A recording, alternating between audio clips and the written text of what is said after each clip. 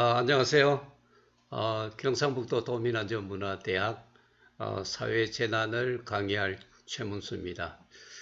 여러분, 홍수, 그 다음에 태풍, 그리고 강풍, 폭설, 지진, 화산 폭발, 이런 것들이 인간의 생명과 재산에 피해를 줄 수 있는 이런 자연 현상을 우리가 재난이라고 하면서 또 자연 재난이라고 합니다. 그 다음에 이제 현대에 들어와서는 이제 건물 화재, 폭발, 그 다음에 교통사고, 전력 공급 중단, 통신망 두절, 그 다음에 이렇게 금융사고, 뭐 또 수지 오염, 이런 것들도 이제 사회재난으로 이렇게 분류되고 있죠. 그래서 저는 이제 사회재난 1과 사회재난 2로 이렇게 나눠서 말씀을 드리겠습니다. 사회재난 1에서는 이제 화재, 폭발, 그 다음에 교통사고, 건축물 붕괴, 화학물질 사고, 미세먼지를 나누었고요. 사회재난 2에서는 정전, 정보통신사고, 그리고 금융사고, 그 다음에 보건의료 재난, 수질 오염으로 이렇게 구분해서 여러분들께 말씀을 올리겠습니다. 저는 이제 경운대학교 안전방재공학과에서 강의를 하고 있고요. 또 행정안전부 에너지 안전에서 전문 강사로 이제 활동을 또 하고 있습니다. 이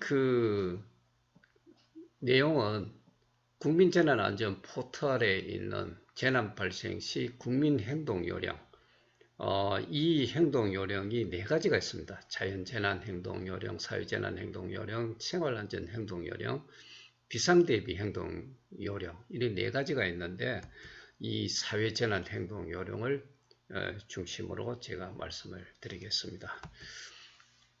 우리가 이제 사회재난안전행동요령을 이 학습을 통해서 여러분들 각자의 그 재난을 극복하는 역량을 확보하는데 그 목표를 두고 있습니다. 그래서 사회재난행동요령을 이렇게 학습을 하도록 하는 게 저희들이 동기를 부여하겠고요. 그 다음에 거기에 따른 안전 유형에 따라서 행동요령, 아까도 말씀드렸습니다만 화재, 폭발, 교통사고, 건축물 붕괴, 환경 오염 사고를 이렇게 그 요령을 말씀을 올릴까 합니다. 그래서 이제 이러한 것들이 모든 게 여러분들이 스스로 이렇게 할 수 있도록 하는 능동 교육형 액션 타입으로 이렇게 하겠습니다. 화재 예방입니다. 여기서 화재 예방에 대해 가지고 일단 동영상을 한번 시청하겠습니다.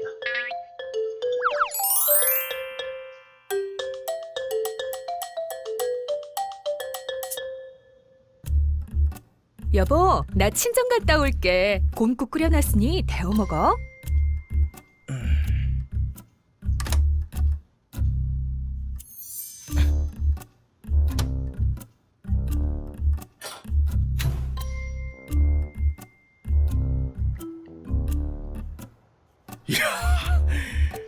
이거 어마어마하게 끓여놨네. 이걸 언제 다 먹지? 에? 참! 오늘 축구하는 날이었지?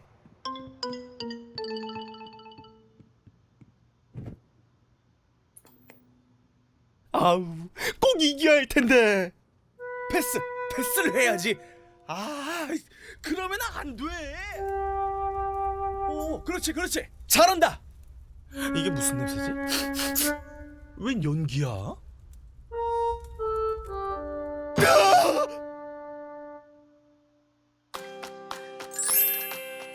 안전사고 없는 평화로운 대한민국을 위해 국민이와 안전이가 알려드리는 화재 안전 매뉴얼! 우리 주변에서 일어날 수 있는 화재의 발생 원인과 대책에 대해 알아볼까요? 우리나라에서 화재가 가장 많이 일어나는 이유가 전기 때문이라는 거 아시죠? 한 개의 콘센트에 이렇게 많은 전기 코드를 꼽으시면 안 된다고요. 그리고 안 쓰는 전기 제품은 코드를 뽑아주세요. 가스는 사용 후 중간 밸브를 꼭 잠가주셔야 하고요. 휴대용 버너를 사용할 때 산발이보다 큰 팬을 올리고 사용하는 것도 화재의 원인이 된다는 것 기억하셔야 해요. 어린아이들이 호기심으로 한 불장난도 큰 화재로 이어질 수 있으니 어른들도 늘 살펴보고 철저하게 교육시켜 주셔야 돼요. 생활 곳곳에 도사리고 있는 화재 위험. 방심하지 않고 늘 조심조심하는 것만이 화재를 피해가는 방법이라는 것 잊지 마세요. 시시때때 안전 맞춤. 네, 잘 보셨죠? 일단 이제 이런 게 어떻습니까? 늘 집중을 하고 있어야 되겠죠. 근데 집중하기가 참 힘듭니다. 이런 이제 화재 예방에서 행동 요령을 이렇게 말씀을 한번 드리겠습니다. 먼저 첫째 이제 화재 경보가 울릴 때 어떻게 하시겠습니까? 첫째 주변 사람이 알려야죠. 불이야! 이렇게 불이야! 불이야! 이렇게 이제 소리를 질러서 주변 사람에게 알립니다. 그 다음에 두 번째 이제 대피 방법을 결정하죠. 일단 이제 연기 들어오는 방향 그리고 출입문 손잡이를 이렇게 만져봐 가지고 계단으로 나갈 건지 그 다음에 창문으로 이렇게 구조를 요청할지 결정을 해야 되겠죠. 그 다음에 이제 세 번째 신속히 대피를 합니다. 대피가 어려울 경우는 어떻게 하겠습니까? 창문으로 가서 구조 요청을 해야 되겠죠. 안 그러면 대피 공간 또 경량 칸막이를 이용해서 대피해야 되겠죠. 경량 칸막이는 무엇입니까? 바로 옆집으로 이렇게 탈출할 수 있도록 베란다에 이렇게 경량적으로 막 아주 얇게 이렇게 칸막이가 있죠. 그것을 부숴서 대피를 해야 되겠죠. 그리고 난 뒤에 119에 신고를 합니다. 안전하게 대피한 후에 119에 신고한다는 거 명심하시기 바랍니다. 그리고 마지막에 이제 안전한 장소에 대피한 후에 어떻습니까? 인원을 확인해야 되겠죠. 우리 가족이 다 나왔는지, 그 다음에 우리가 또 모였던 사람들이 다 이렇게 왔는지 확인이 돼야 되겠죠. 그 다음에 이제 화재 때 이제 불을 발견했을 때, 연기가 발생하거나 불이 난 것을 딱 보았을 때 어떻게 합니까? 아까 좀 말씀드린 불이야! 그죠? 불이야! 이렇게 외쳐야 되죠. 그 다음에 비상벨을 눌러서 주변에게 막 알려야죠. 그리고 비상벨 누르는 거 그거 잊지 마시기 바랍니다.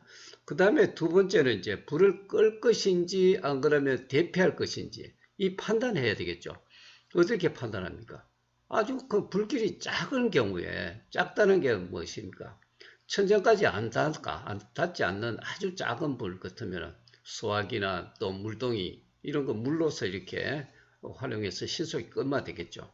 그런데 불길이 큽니다. 이럴 때는 어떻게 해야 되겠습니까? 젖은 수건 또 담요 같은 거 활용해서 계단을 통해서 밖으로 대피해야 되겠죠.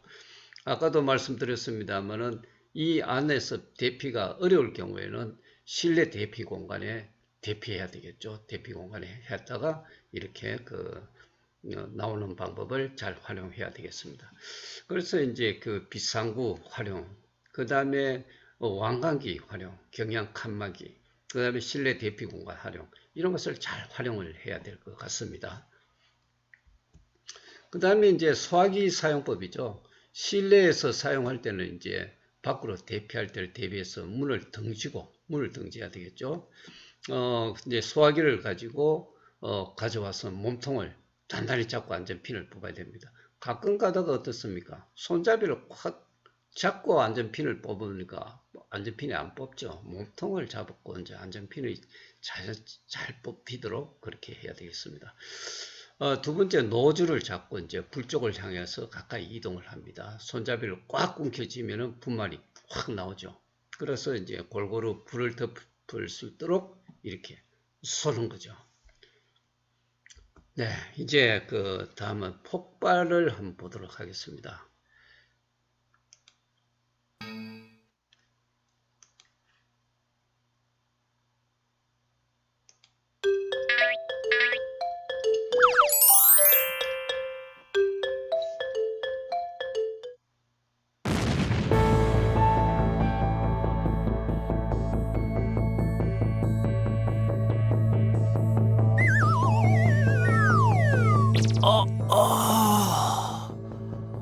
얼마나 쓰러져 있었던 거지?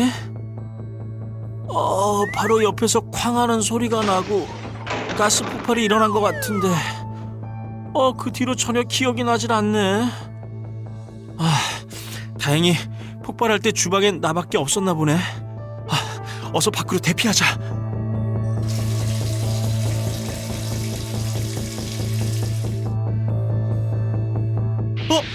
점장님! 점장님! 괜찮으세요? 한쪽 다리가 잘 안 움직여요. 이런. 사장님이랑 다른 사람들은요? 먼저 밖으로 나간 것 같아요.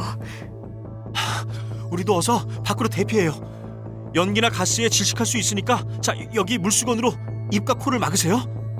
네.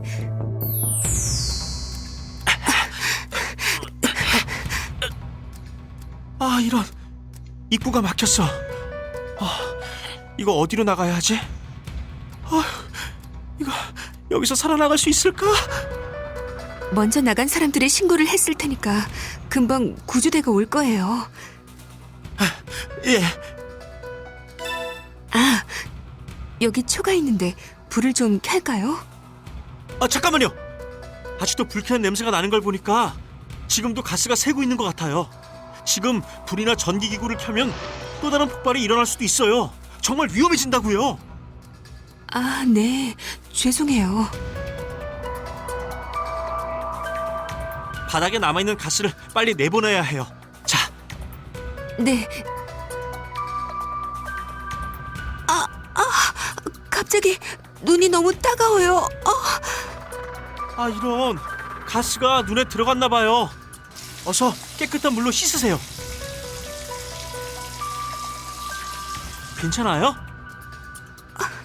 네. 괜찮아요. 저쪽에서 바람이 불어오는 것 같아요. 저쪽으로 가보죠. 네. 나온다. 살았다. 괜찮으세요? 아유, 살았네. 어디 다친 데는 없으세요? 119 구급대가 곧 도착할 겁니다. 추가 폭발이 있을지 모르니 어서 공터로 대피해 주세요. 큰 폭발이었는데 두 분이 대응을 정말 잘해 주셨습니다. 가스 밸브를 다 차단해 주셔서 추가 폭발이 일어나지 않았고 두 분 다 물수건으로 코와 입을 막은 덕분인지 호흡 기관에도 큰 이상이 없습니다. 그리고 폭발 원인을 살펴보니까 구멍을 뚫지 않고 버린 부탄가스가 원인이었던 것 같아요. 네. 역시 부주의가 원인이었군요. 잠깐! 평소에 가스기구와 호스 연결 부분은 비누 거품으로 수시로 점검하셔서 누설 여부를 살펴주세요. 과열이 되기 쉬운 가전제품이나 보일러도 무리해서 사용하면 폭발이 일어날 수 있으니까 주의해 주시고요. 그날 이후로 난 전혀 새로운 삶을 살게 되었다. 누구보다 가스 안전에 주의를 기울이는 안전 셰프로 거듭났을 뿐 아니라 서로 네. 평생 지켜주고 싶은 소중한 사람을 만났으니까.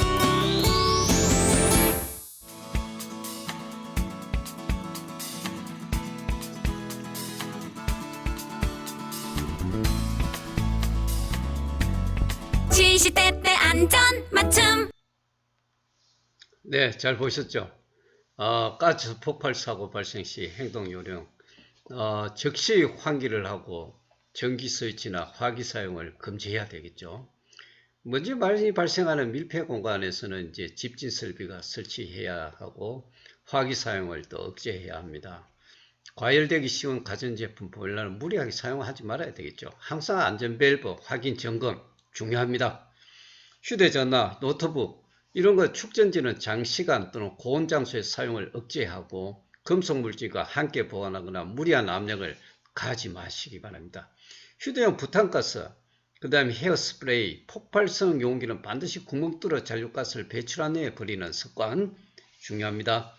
여름철에 가스라이트, 폭발성 위험 물질을 자동차에 두고 내리지 마시기 바랍니다. 의심되는 폭발물을 발견 시에는 마음대로 분해하지 말고 가까운 경찰서나 군부대에 신고해야 되겠죠. 폭발 사고가 발생했을 때는 건물 안에는 2차 폭발에 대비해서 신속히 밖으로 대피해야 합니다. 폭발 사고 때는 굉음으로 청각장애를 당할 수 있으므로 어떻게 해요? 귀를 막고 대피해야 되겠습니다. 그 다음에 폭발 사고 시에는 멀리 떨어진 장소, 차폐벽이 있는 장소, 이런 안전한 곳으로 신속히 대피해야 되겠죠. 연기와 가스에 의한 질식 등에 대비해서 바람이 불어오는 방향으로 파편이나 그리고 낙하물에 주의하면서 대피해야 되겠죠. 부상자는 어떻게 해요? 즉시 안전한 장소로 먼저 옮긴 후에 응급조치해야 합니다. 추가 폭발, 항상 추가 폭발 대비해야 되겠죠. 전기 스위치, 화기 사용을 금해야 되죠. 가스, 중간 밸브를 잠근 후에 창문을 열어 자연 환기를 시켜야겠습니다. 자, 그리고 이제 교통사고를 한번 또 살펴보겠습니다. 교통사고, 세 번째 교통사고입니다.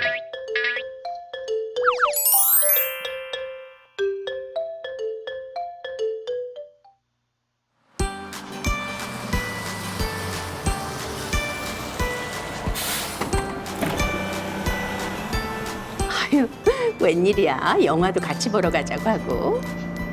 옛 추억도 살릴 겸 버스 데이트 좋잖아. 매번 운전만 하고 다니다가 오랜만에 버스 타니까 감회가 새로운데. 아하, 옥수기를 처음 만났던 그때가 생각나네. 등촌동 오라이. 저 아가씨, 시간 있으면 차나 한 잔. 이봐요. 버스 안에서는 반드시 손잡이를 잡고 타시라고요. 이러다 사고라도 나면 어쩌려고 그래요? 죄송해요. 제가 이번에 내려야 해서요. 저 시간 있으면. 내릴 때는 미리 내리는 문에서 대기하고 있다가 안전하게 내리시고요. 특히 내릴 때 뒤에서 오토바이나 자전거가 오는지 꼭 확인하고 네. 내세요. 아셨죠? 옥수. 그때부터 내 안전을 어찌나 챙기던지 그때 생각했지. 날 평생 지켜줄 여자구나 라고 말이야. 아유, 이도 참. 자기, 이번에는 지하철로 갈아타야 돼. 응? 우와, 얼른 타자. 자기, 버스나 지하철 탈 때는 하차 승객이 먼저 내린 다음에 타야지. 안 그래도 사람 많아서 복잡한데 무리하게 타지 말고 차례대로 안전하게 타요. 특히 열차와 승강장 사이 틈으로 발이 빠지지 않게 조심하고. 나의 실수. 대중교통 승하차 매너. 탈 때는 양쪽으로 줄서기. 내릴 때는 중앙으로. 지하철 안에서는 문의 네. 지하철 안에서는 흔들림에 대비해 손잡이는 꼭 잡기. 네. 문이 닫히는 순간에는 급하게 타거나 내리지 말자. 타거나 내릴 때 길거나 뾰족한 우산, 등산 스틱 등은 잘못하다간 눈이 찔리는 사고가 많이 날 수 있으니 각별히 신경 써서 들고 관리하기.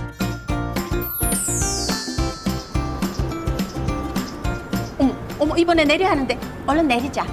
응? 어머, 내 가방. 이런, 당신 괜찮아?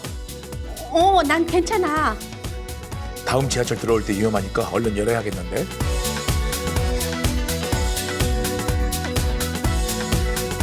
섣불리 문을 열지 말고 설치되어 있는 비상전화로 지하철 기관실에 전화해 위기 상황을 알린 후 역무원의 지시에 따라주세요. 열렸다. 와, 자기 고마워. 네. 역시 우리는 서로가 꼭 있어야 돼. 그치? 응? 그럼 천생연분이지.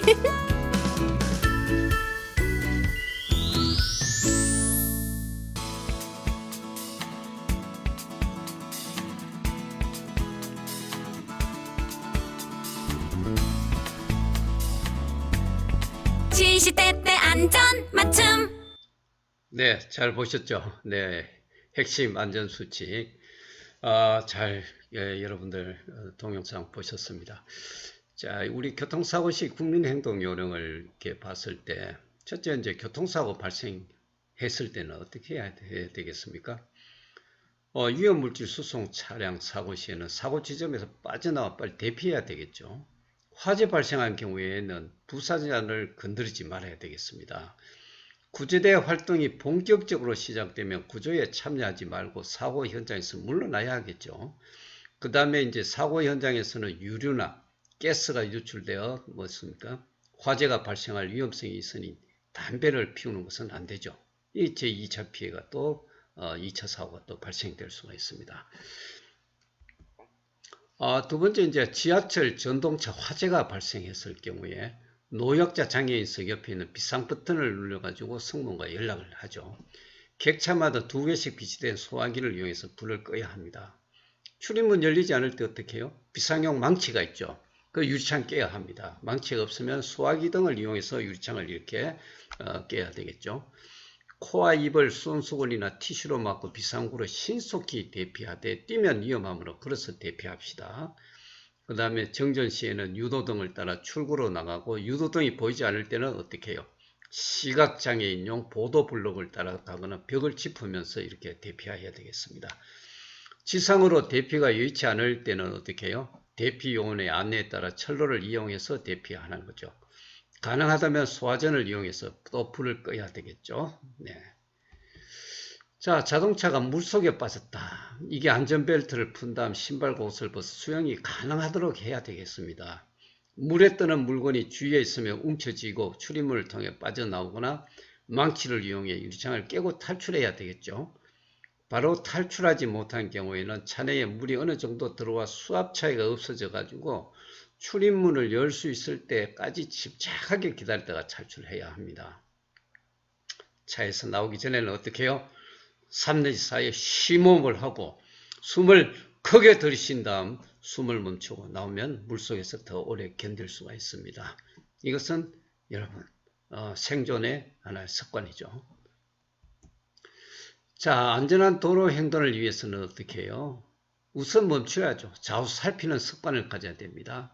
무단횡단 안 되죠. 신호가 바뀌더라도 어떻게 해요? 차량의 진행 유무를 반드시 확인하고 건너야 되겠습니다. 어린이, 노약자는 보호자 함께 건너야 되겠죠. 처음부터 건너기 시작한 사람이 아니면 파란 신호가 끝나지 않았더라도 건너지 않아야 합니다. 막 급하게 뛰어가는 경우가 있죠. 이럴 때 위험하죠. 신호등이 없거나 전멸 신호가 있는 횡단보도에서는 차량이 완전히 멈추었거나 운전자의 수신호가 있을 때 건너도록 그렇게 합시다. 운전자는 사람이 내리고 있는 차량 옆으로 지나가거나 추월하지 않도록 해야 되겠죠. 차에서 내리는 사람은 지나가는 자전거, 오토바이, 차량에 주의해야 합니다. 사람은 인도로 다니고 차는 차도로 다녀야 합니다. 인도와 차도가 구분이 안 된 도로 경우에는 길 가장자리 쪽 한쪽으로 다니도록 하는 거죠. 운동은 운동장이나 놀이터와 같은 안전한 장소에서 해야 하는 거죠. 비가 오는 날에 어떻어요? 우산을 숙여서 쓰면 앞을 살필 수가 없으니 똑바로 쓰고 차도에서 떨어진 길에 가장자리로 걷도록 합시다. 운전자의 눈에 잘 띄게 하기 위해서 밝은색 옷을 입어야 되겠죠. 좁은 길이나 골목길에서 넓은 도로로 나올 때에는 아무리 급한 일이 있더라도 일단 멈추어 서서 좌우를 잘 확인하고 나서야 합니다. 네, 교통사고를 말씀을 드렸습니다. 이제 건축물 붕괴를 한번 보겠습니다. 건축물 붕괴.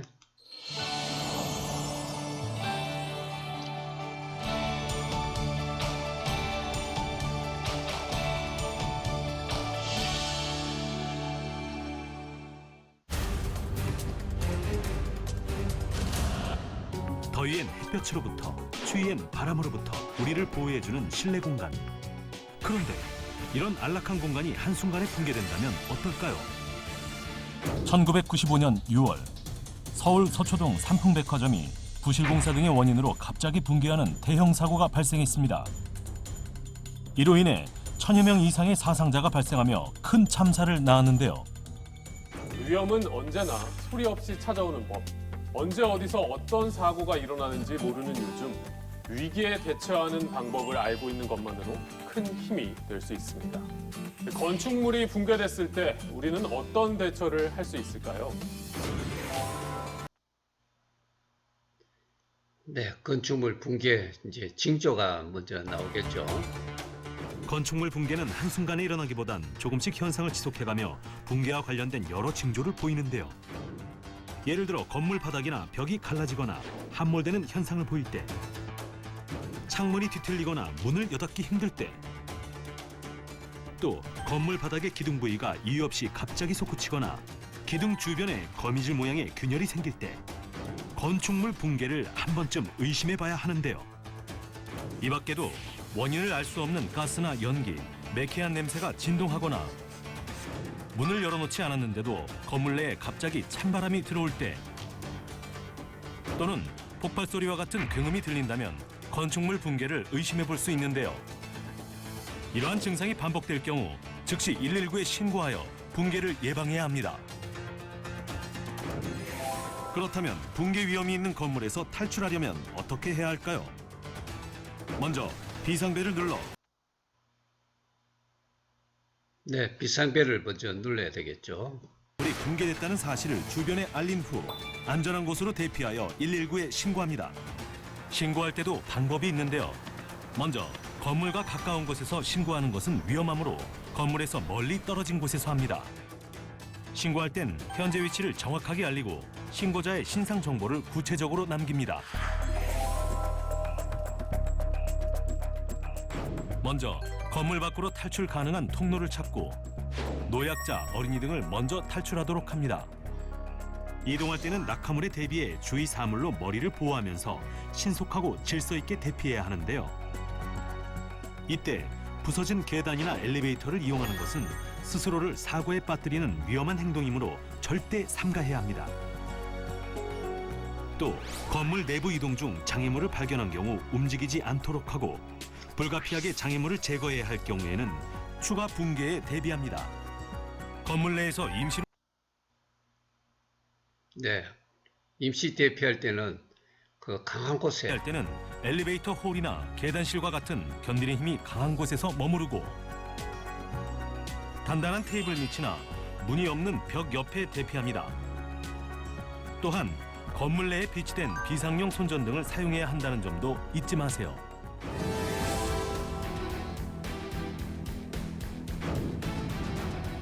구조대가 올 때까지 고함을 지르거나 불필요한 행동은 하지 않습니다. 가장 먼저 옷이나 천으로 입과 코를 막아 건축물 붕괴로 인한 먼지 흡입을 최소화하고 벽과 파이프를 지속적으로 두드려 현재 내 위치를 알리는 것이 가장 중요한데요. 휴대전화의 전파는 매몰자 탐색에 도움이 되므로 배터리 절약을 위해 규칙적으로 일정 기간만 켜놓습니다. 무엇보다 구조될 수 있다는 희망의 끈을 놓지 않는 자세가 필요한데요. 갑자기 들이닥친 재난에 굴복하지 않는 마음가짐이야말로 당신의 생명을 지키는 가장 중요한 대처 방법이 아닐까요?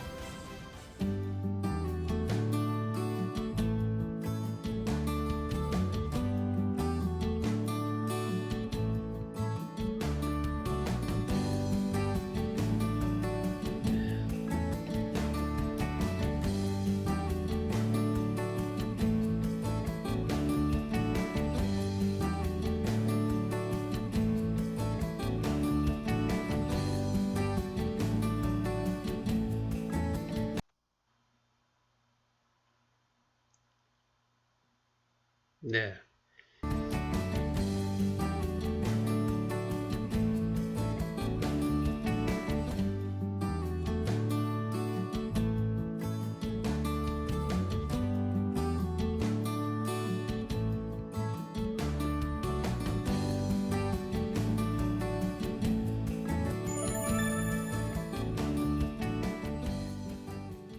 네, 잘 보셨죠? 건축물 붕괴 우리가 그 행동 요령에 대해서 동영상을 봤습니다.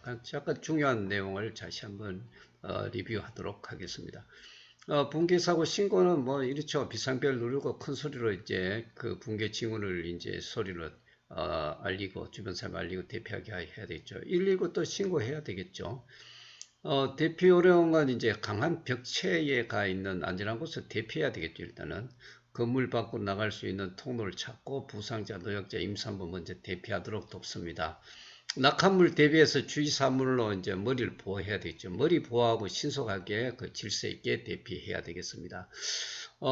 또 이동 중에는 장애물 움직이지 않도록 하고 불가피하게 제거할 때는 추가 붕괴 위험에 또 대비해야 되겠죠. 안전한 곳에 있을 때는 계속 머무르고 부서진 계단이나 엘리베이터는 이용하지 않습니다. 그 다음에 가스 누출 위험이 있을 때는 폭발 위험이 있으면 어떻게 해요? 그 가연물, 또 점화원, 이런 것들, 성냥, 라이터, 이런 걸 켜지 않고 손전등을 사용해야 되겠습니다. 또 붕괴된 구조물에 갇힌 경우에는 어떻게 해요? 고함 지르면 안 되죠. 아까 동영상에도 있습니다. 체력을 아껴야 됩니다. 입과 코를 옷이나 천으로 막아 먼지 흡입을 최소화해야 되겠죠. 그리고 이제 규칙적으로 벽과 파이프를 두드려 이제 구조를 요청합니다. 그 다음에 이제 휴대전화, 전파는 또 배터리 절약을 위해 가지고 규칙적으로 일정 시간만 켜놓는 거죠. 희망을 가져야 됩니다. 구조될 수 있다. 그래서 음식과 물을 찾아 먹고 마시며 체온 유지에 힘씁니다. 그 다음에 이제 또 붕괴, 2차 붕괴나 낙하물에 대비해서 단단한 테이블 밑이나 문이 없는 단단한 벽체 옆으로 대피를 해야 되겠죠. 자, 이제 5번째 화학물질 사고에 대해 가지고 동영상을 먼저 한번 보도록 하겠습니다.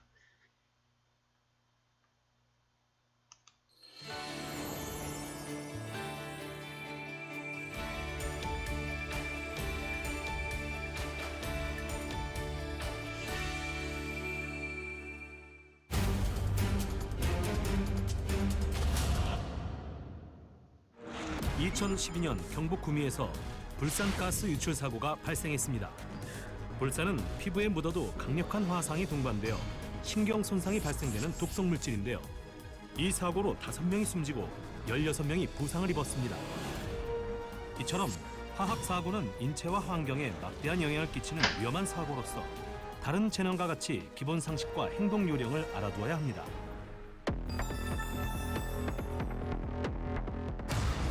화학 사고란 화학 물질이 유출되거나 누출되어 오염, 폭발, 화재 등이 일어나는 모든 상황을 말하는데요. 화학 사고나 화학 사고 징후 발견 시 119로 전화하여 물질의 냄새, 색깔 등을 구체적으로 신고합니다. 방독면이 있으면 착용하고, 방독면이 없으면 마스크, 물수건 등으로 입과 코를 막습니다. 또 비옷을 입어 피부가 노출되지 않게 합니다. 대피 시에는 바람의 방향이 나에게서 사고 지역으로 분다면 바람이 불어오는 방향으로 대피하고, 사고 지역에서 나에게로 바람이 불어온다면 바람의 직각 방향으로 대피합니다. 건물 밖에서 대피하는 경우 대부분의 고독성 물질은 공기보다 무거워 바닥에 깔리기 때문에 바닥에 깔리죠. 그래서 높은 곳으로 이렇게 대피해야 되겠죠. 옥상 등 높은 곳으로 대피합니다. 자동차로 대피한 경우에는 사고 지역 주변을 통과할 때 창문을 닫고 에어컨, 히터의 작동을 정지합니다. 실내로 대피한 경우에는 창문과 출입문을 젖은 수건이나 테이프를 이용하여 밀봉하고 외부 공기와 통하는 에어컨, 히터, 환풍기를 끕니다. 안전한 장소로 대피 후에는 야외에서 노출된 옷과 신발은 밀봉하여 버리고, 신체에 아무 증상이 나타나지 않아도 온몸을 깨끗이 씻는 것이 좋습니다.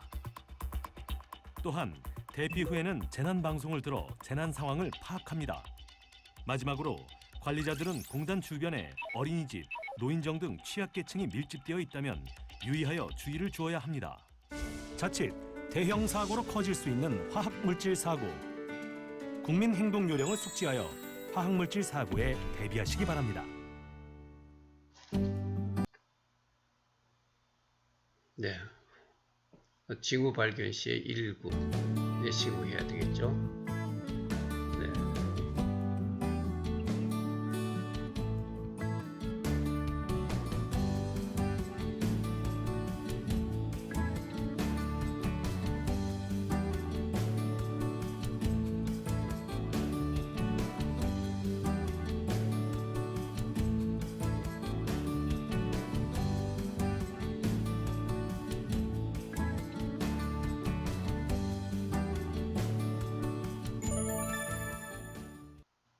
네, 동영상 잘 보셨죠? 이게 이제 우리가 화학물질 사고가 이렇게 났을 때는 색깔, 냄새 구체적으로 119에 신고하고, 이제 입과 코를 이제 막아야 되겠죠. 제전천으로 막고 비옷을 입은 피부를 보호해야 되겠죠.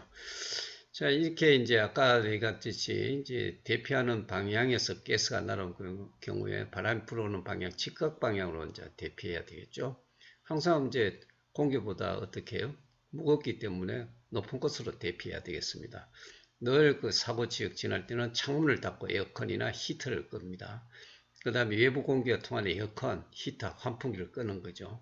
또 그래도 이제 아무 증상이 나타나지 않아도 어떻게 해요? 온몸을 깨끗이 씻고 노출된 옷과 신발은 밀봉하여 버리는 거죠.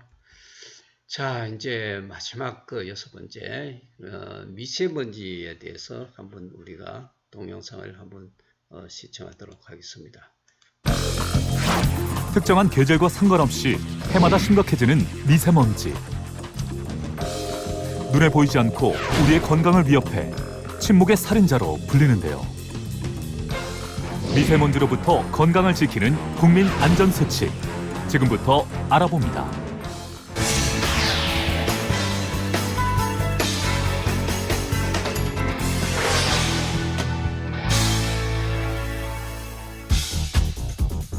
눈에 보이지 않을 정도로 입자가 매우 작은 미세먼지는 입자 크기에 따라 미세먼지와 초미세먼지로 구분되는데요. 입자의 지름이 10마이크로미터 이하인 먼지를 미세먼지, 2.5 마이크로미터 이하인 먼지를 초미세먼지로 정의하고 있습니다. 미세먼지는 자동차, 공장에서 발생하는 질소산화물, 석탄 화력발전소에서 발생하는 이산화황 등 그 발생 원인이 매우 다양합니다. 그중 중국 등 외부에서 발생한 오염물질이 서풍 또는 북서풍 계열의 바람을 타고 우리나라로 날아오지만 이것은 평균 50% 정도만이 우리나라 미세먼지의 원인이 되고 있으며 그 나머지 원인은 우리나라에서 배출된 오염물질과 함께 혼합 축적되어 미세먼지 농도가 높아지는 것입니다. 네, 오염물질과 혼합 축적되는 거죠. 미세먼지하고 오염물질하고. 또한 건강에 치명적인 미세먼지는 세계 보건기구에서 지정한 1급 발암물질입니다. 미세먼지는 심혈관계 및 호흡기 질환은 물론 알레르기성 결막염, 비염, 기관지 천식 등을 유발할 수 있고 어린이와 노약자, 임산부는 특별히 주의해야 합니다. 최근 혈관 속까지 침투해 뇌에도 염증을 일으킬 수 있다는 연구 결과까지 나온 미세먼지. 미세먼지로부터 보호할 수 있는 최선의 방법은 노출을 최소화하는 것인데요.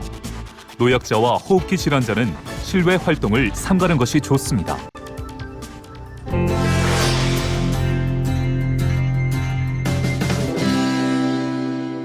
이에 정부는 고농도 미세먼지가 장기간 지속되는 경우 단기간에 미세먼지를 줄여 대기질을 개선하고 국민 건강을 보호하기 위해 미세먼지 비상저감 조치를 발령하는데요.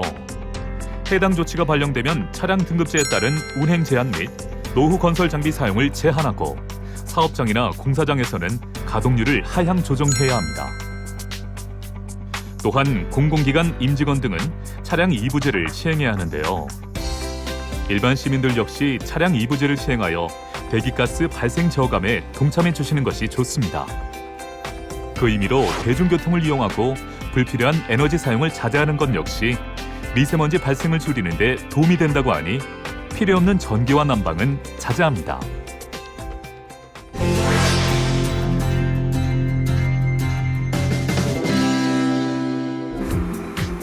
집안이 실외보다 미세먼지로부터 안전하다고 생각하기 쉽지만 밖에서 유입되거나 집안에서 발생한 미세먼지도 건강을 위협하는데요. 먼저 가정과 실내에서의 안전수칙입니다. 고농도 미세먼지 발생 시 문을 열어놓으면 외부에서 미세먼지 혹은 황사 성분이 들어올 수 있기 때문에 창문을 닫아야 합니다. 그러나 집 안에서도 미세먼지가 발생할 수 있기 때문에 계속해서 창문을 닫고 있는 것은 좋지 않습니다. 미세먼지가 심한 날은 공기청정기를 사용하고 주기적으로 환기를 해줘야 합니다. 환기는 대기가 정체된 오전과 저녁을 피해 바람이 부는 오후에 주방과 거실의 창문, 방문을 동시에 열어 짧은 시간에 많은 공기가 순환할 수 있도록 하고 한 번에 10분 이상씩 집안 실내 안전 수칙을 지금 총 3회 이상 환기를 하며 미세먼지가 심한 날은 3분 이내로 합니다. 그리고 실내 물걸레질 등 물청소를 통해 실내 공기질을 관리해야 합니다. 물청소를 할 때는 분무기로 물을 뿌려 먼지를 바닥에 가라앉힌 후 물걸레로 닦아주는 것이 미세먼지를 제거하는 데 효과적입니다. 또한 호흡기가 건조해지면 미세먼지와 황사 성분이 몸속으로 들어오기 더 쉬운 환경이 되므로 가습기나 젖은 수건 등으로 적정한 습도를 유지해주는 것이 좋습니다. 진공청소기 사용 시에는 공기 배출구를 통해 흡입된 먼지가 새어나올 수도 있으니 청소기의 이음새 부분이 벌어지지 않았는지 살펴봐야 합니다. 집안에서 고기를 굽거나 튀길 때는 실내 미세먼지 농도가 실외보다 높아질 수 있어 미세먼지 농도가 나쁨 단계라고 해도 환기가 잘 중요하죠. 이렇게 거실 창문을 활짝 열어 30분 이상 환기를 시킵니다. 또한 조리 중에는 조리대 후드를 가동시키고 조리를 끝낸 후에도 최소 30분은 가동해야 효과적으로 미세먼지를 제거할 수 있습니다.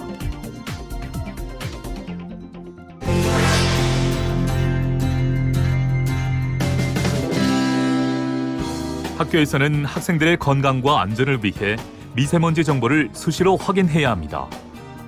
해당 권역에 고농도 미세먼지 주의보가 발생하면 실외 수업을 자제하고 바깥 공기 유입을 차단하며 물걸레질과 청소를 통해 실내 공기질을 관리합니다. 고농도 미세먼지 경보가 2시간 이상 지속된다면 질환자를 파악하고 진료나 조기 귀가 등 특별 관리 조치를 취합니다. 또한 단축 수업 및 휴업을 신중하게 검토하고 학생과 학부모를 대상으로 미세먼지 피해 예방을 지도하도록 하며 만약 휴업 조치 시 맞벌이 부모 자녀에 대해서는 학교에서 자율학습을 진행하는 등 별도의 보호 대책을 마련해야 합니다.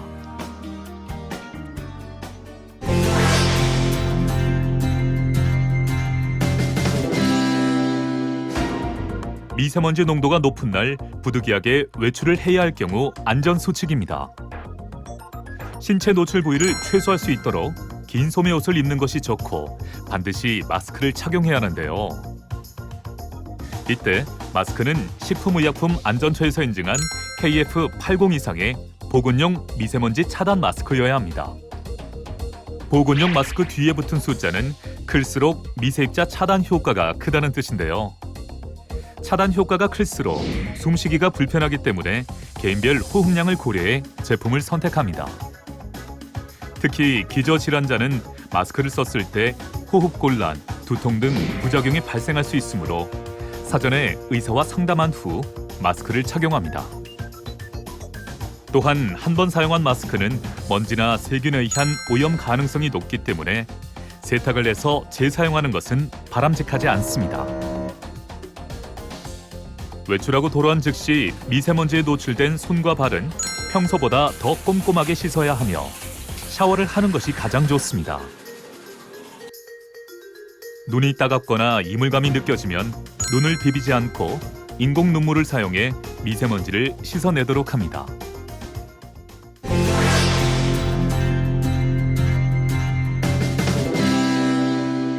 보이지 않는 미세먼지의 위험 속에서 우리 몸의 건강을 위한 평소 생활 습관도 중요합니다. 수분이 부족할 경우 호흡기 점막이 건조해져서 미세먼지 침투를 더 쉽게 만들기 때문에 하루 8잔 이상의 물을 충분히 마시는 것이 좋습니다.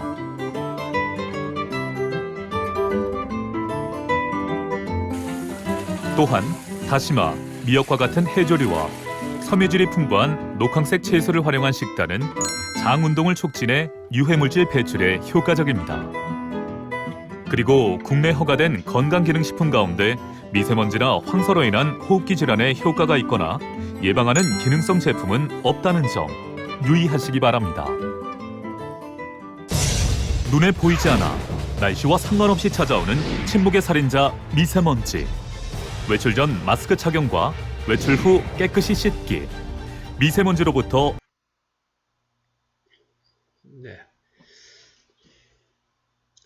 보호하는 최선의 길입니다. 평소 건강한 생활 수칙을 잊지 않는다면 미세먼지로부터 우리의 건강을 지킬 수 있습니다.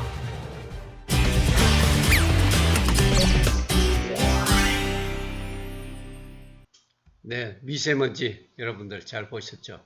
참 머리카락보다도 엄청나게 작은 이렇게 미세먼지가 10마이크로미터입니다. 머리카락 50에 70마이크로미터에 비하면 엄청나죠. 그 다음 미세먼지는 초미세먼지죠. 2.5 마이크로미터입니다. 많이 가르죠. 인체에 미치는 영향은 눈 알레르기, 코 알레르기성 비염, 기관지염, 이렇게 또 폐에 깊숙이 또 침투해서 폐포에 흡착하고 폐포를 손상시킵니다. 아주 우리가 주의해야 되겠습니다.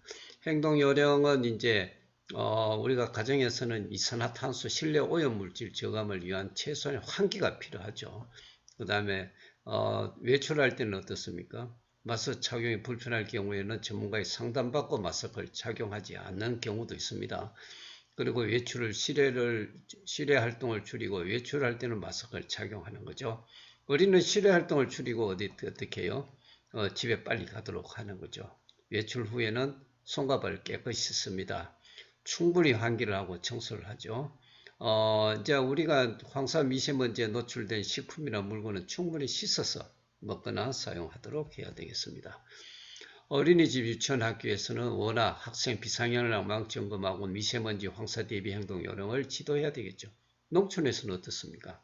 비닐하우스, 온실, 축사, 이런 시설물, 출입문, 그리고 이제 환기창을 점검하고 방목장, 가축은 축사안으로 대피시키고 비닐하우스, 온실, 축사의 출입물 닫아 황사 노출을 이렇게 방지하면 되겠습니다. 네. 감사합니다. 이상으로 사회재난 전체적으로 일단 마치고 다음 사회재난 2에서 뵙도록 하겠습니다.